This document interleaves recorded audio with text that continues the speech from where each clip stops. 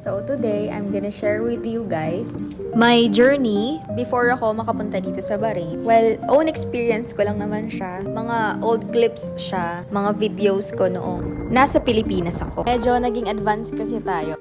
Yung first vlog natin, sobrang excited ko. Nag-a-day in a life agad ako. Pinakita ko kaagad sa inyo yung routine ko. Balikan natin kung paano nga ba ako nag-asikaso ng mga requirements bago makapunta dito sa ibang bansa.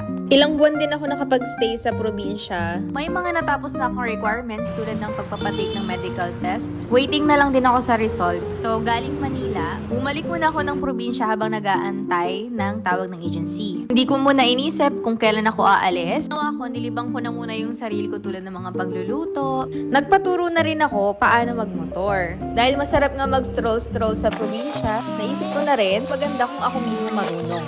At isa sa mga alam kong pinakamamimiss ko, yung bonding namin ng fur baby ko na si Snow. In-adapt ko siya, I think 1 month old pa lang siya. Hindi ko inakala na mag-a-adapt ako ng pusa. Dahil ang hilig ko is mga aso. And alam ko rin na kapag nag-adapt ako, malaking responsibilidad siya. Para sa akin, kailangan may budget. Mula sa cat food, sa mga vaccines, and check-ups na rin. Kaya mabuti na rin siguro dati, ako pinapayagan na mag-adapt. Dahil alam din siguro ni Lord na hindi pa ako ready. Isang blessing din na dumating sa akin si Snow.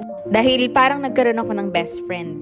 Hindi man siya nakakapagsalita, hindi man niya sa akin nasasabi yung mga gusto niyang sabihin, pero enough na yung existence niya. Hindi ko na rin pinalampas yung bonding ko kasama yung family namin. Kwentuhan, tingkain, makapag-unwind, konting relax, then back to reality ulit. Hanggang sa nag-message na sa akin yung agent, kailangan ko na raw pumunta sa Manila sa office para tapusin yung mga ibang papers. So mula probinsya, bumiyahe ako ng 12 hours and papunta ng office, 1.5 hour na biyahe. Habang nag-aasikaso ako ng mga papeles, hindi ko pa rin alam kung kailan yung flight ko. Hanggang sa nagpedos, pinagawa na ako ng e-travel. Sinabi nila mag-ready na daw ako. E7 yung flight, pero April 21 pa lang nasa Manila na ako. Habang nag-aantay, nakipag-bonding muna ako sa mga kaibigan ko. Dahil alam ko matagal ulit kami bago magkikita, inulit ko na rin yung mga oras na makakasama ko sila. Nagkataon din na merong swimming yung mga classmates ko. Perfect timing kasi dun lang din nila nalaman na paalis na ako.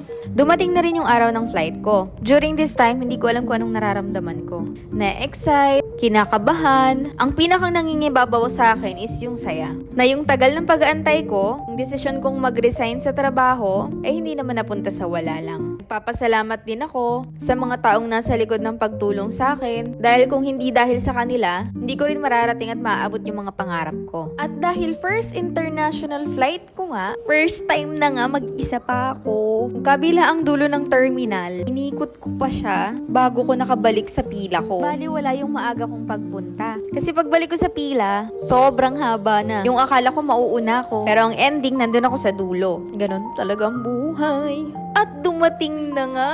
Sabi parang gusto kong maiyak nung time na to. Like, Lord, ito na to. Nananaginip ba ako? Parang dati pinapangarap ko lang to. Hindi ko naman nakalain na ibibigay mo, Lord. Anyways, from Manila to Manama, 9 hours ang biyahe. Nakatulog naman ako. Kaya lang magigising ka kapag may naririnig ka na beef or chicken. At another challenge, nung pagbaba ko ng eroplano, hindi ko makontak yung sundo ko. Hindi ko alam kung alam nila na na-delay yung flight namin. Pero chinek naman nila and then nagkahanap pa naman kami. Itutuloy na nga natin yung kwento natin dito sa ibang bansa. Alam kong marami pa akong kailangan matutunan sa buhay. Itong milestone na to, sinishare ko siya para ma-inspire yung ibang tao. At the same time, ma-inspire ko rin yung sarili ko. Dahil kahit litong-lito na ako sa buhay ko, hindi ko na alam kung saan ako pupunta, kung tama ba tong direksyon na tinatahak ko. Basta't nakafocus ako sa pangarap ko, mahahanap ko yung Marami pa akong magiging improvements, marami pa akong pagdaraanan, at willing naman akong matuto. Alam ko namang hindi magiging madali, pero walang masama kung susubukan. Hanggang sa susunod ulit natin na video. Don't forget to live, laugh,